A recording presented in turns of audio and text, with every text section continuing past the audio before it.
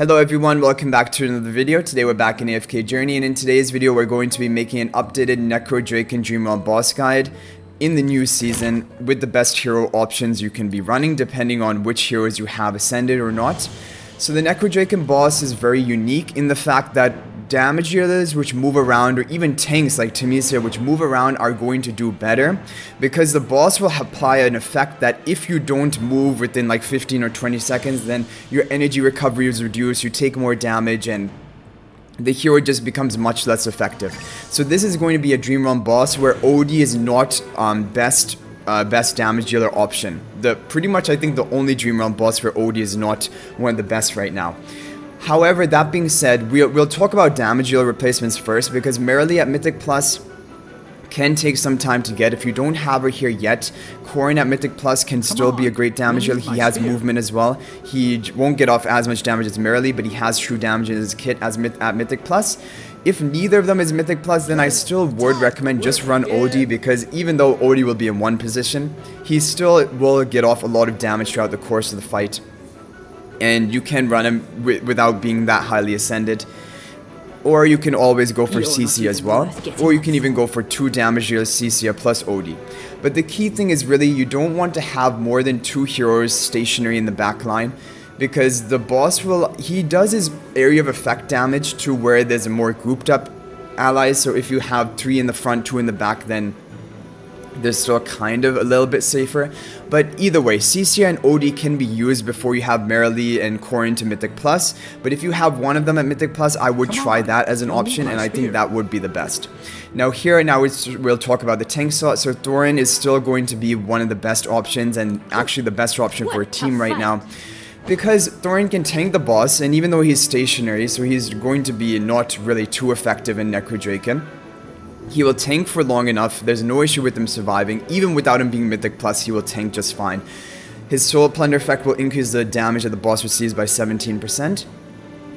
And so this is going to just be a way to increase the damage you deal, along with Rainier at Mythic Plus. But even if you don't have Rainier at Mythic Plus, Thorin alone can debuff the boss enough to increase your damage by quite a bit. So Thorin is really good. And then you have Kruger. Kruger is going to be a key debuffer for this boss, because we have purely physical damage, Merrily and Temisia, and so Thorin will increase the damage that physical damage dealers deal onto the boss with his debuffs, and so he's a great option for a debuffer here. And you only need 1 copy of him. Same with Thorin here, you only need 1 copy. They don't need to be Mythic Plus, and they do just fine without it. But if you have them higher ascended, then they will do a little bit better, but it won't make that much of a difference in Necrodraken. Rainier, you do not want to use Rainier if he's not Mythic Plus yet. If he's not Mythic Plus, then what I would personally recommend, and I'm going to try this out, we'll test out all of these different teams today, a damage dealer like Corin, because then you have another damage dealer. He provides a little bit of tanking capability for your team, and these like Corin, Merrily, and Temisia, once they're all at Mythic Plus, they are the 3 best damage dealers to be running in Necrodraken, because they have that movement.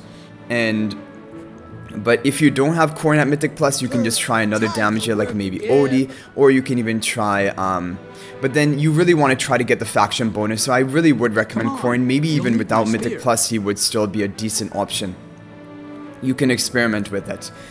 Apart from that, you could try using Coco if you don't have one of these heroes, because Coco will increase the survivability of your team, although again not by much, because if your damages are not moving around, they're still going to be taking a lot of damage, and I think they're going to end up not doing very well and surviving very long, even with Coco. So because Coco is also stationary, her energy recovery is going to be dampened, and then she won't be getting her ults off that much. So I don't believe that Coco is one of the best options here, but she is always usable as in any Dream Realm boss, and you can experiment with her.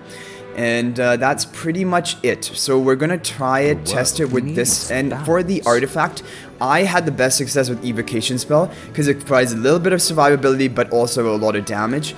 But if you want to try a more sustained comp like Light Heal, I tried both and I got more damage off with, or I've tried both in the past and I get more damage off with Evocation, because I feel like Light Heal doesn't allow me to survive much longer than Evocation, if at all.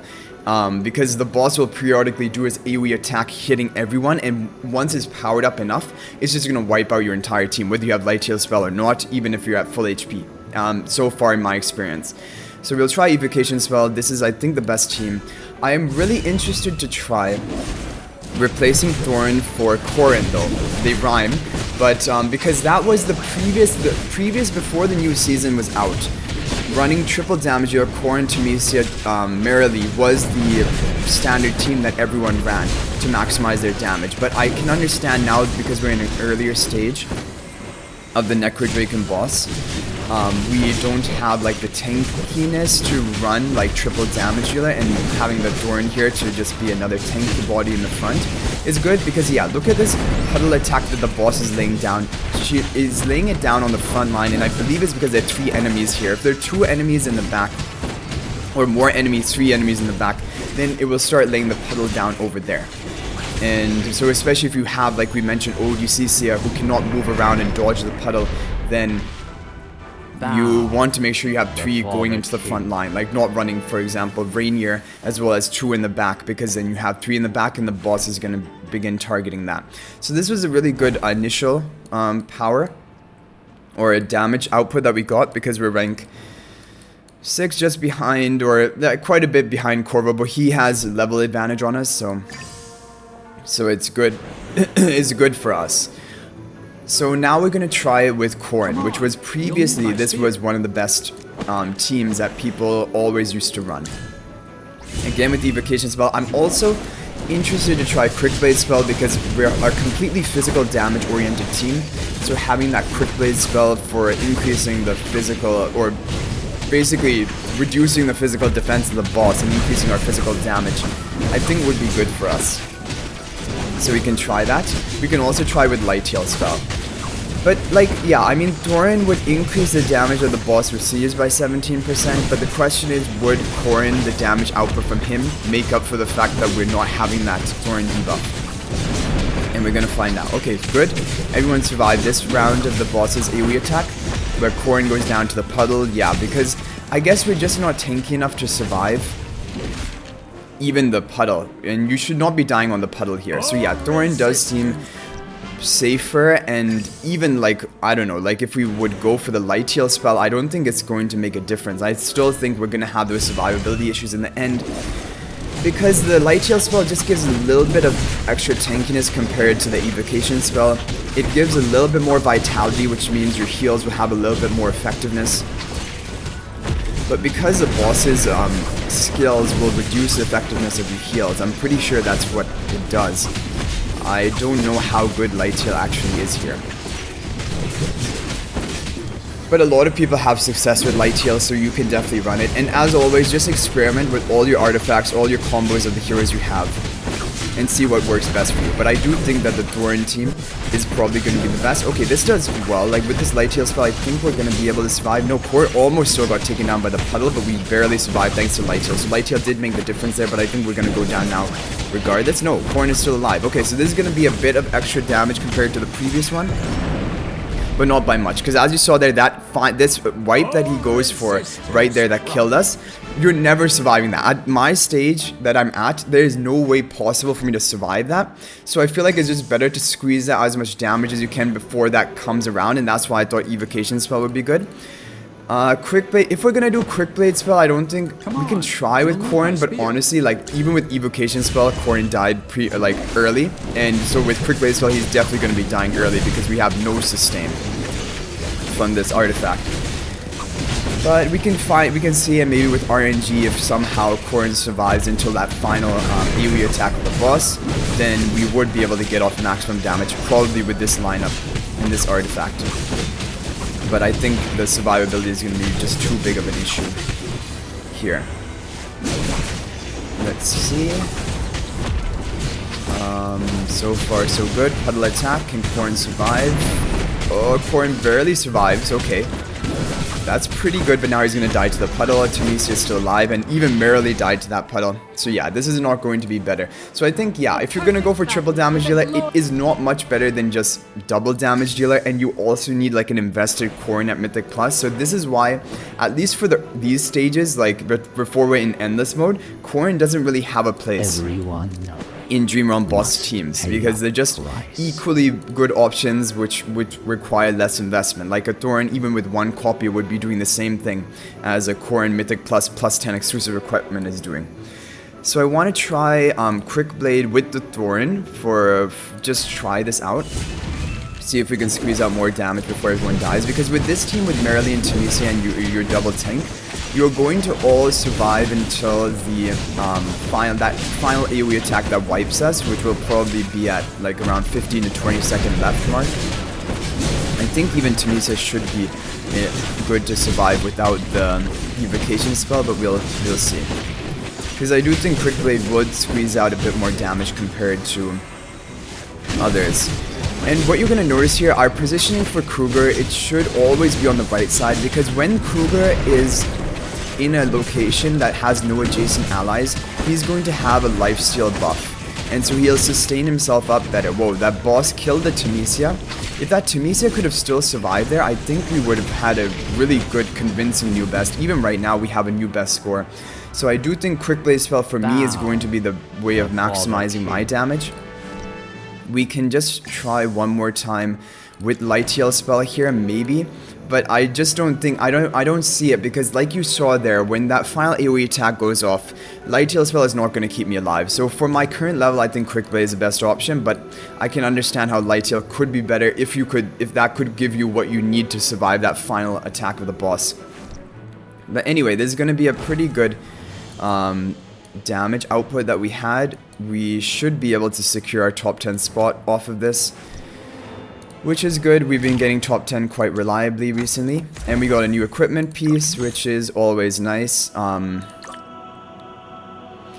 So Mage has no use in Dream Realm, and I'm just kind of trying to do as best as I can in Dream Realm. Mage is good for like pushing AFK stages, but I'm not trying to push AFK stages too much, honestly, because it's a lot of work. You have to look at the records, line up the team for each individual stage if you want to push beyond your level. Because if we look at my thing, we just hit level 300, so we're gonna have a new like best 57 for Season Resonance and 62 for Season AFK stage. But as long as they're somewhat similar, close together, then you don't have to be pushing much more. And if we actually look, the next threshold we want to hit is, I think, 630 or 635 for the new the floor 8 of the Duras Trials. And even like the top rank 23, 24, like All Cry, for example, is resonating 320, and probably like a lot of heroes even above that.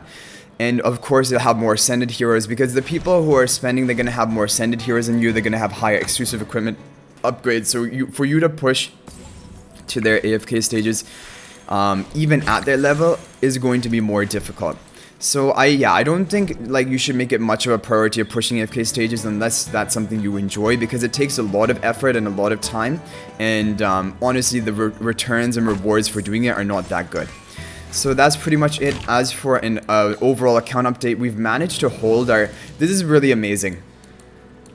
We haven't really attacked in 2 days, and all of these defense, some success, some fails, and it's because with this Iron Nuke team, even though we only have +5 exclusive equipment on everyone, we just got Arden to Supreme Plus today, so they're all Supreme Plus, which is obviously a very good thing. But this team it has the RNG factor in its favor, that it can win even against higher powered teams, even with high exclusive equipment upgrades. And once we begin upgrading like Iron and Carolina, even Damien Arden, we'll want to get them all to +10. Thorin doesn't have to be to +10, but the other 4 are kind of key PvP heroes. So we will gradually be working them to +10, because I don't have really any other priorities for exclusive equipment. Yeah, I just wanted to get her to +8, the Coco, for Dream Realm success, because her +10 is only for PvP, strictly for removing control effects. It's not for Dream Realm. So I kind of just got all the heroes leveled up in exclusive equipment, which are good for Dream Realm. Now that we have all of that sorted, now we're going to begin working on a PvP, which are Iron, Carolina, Damien, Arden. Specifically, I'll be getting all those to +10 before we do anything else. Supreme Arena, we've usually been finishing in the top 100. I always try to push in the top 50 and then just let it sit. If we manage to hold it, that's amazing. If not, then we get pushed down to top 100, which is still fine.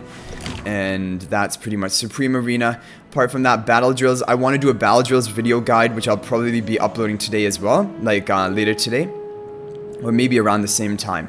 And that's pretty much it for our update. Like, our guild, some people have becoming, I've noticed, a little bit inactive. Our strong player WG, who hasn't logged in 2 days, didn't fight in Dream Realm yesterday. And he's a really strong player of ours. He gets a lot of chest contribution for us. He's my strength basically. But I feel like people have been moving away from the game, maybe because other games come out or they are getting a little bit bored of AFK Journey. But overall, we still do have an active guild.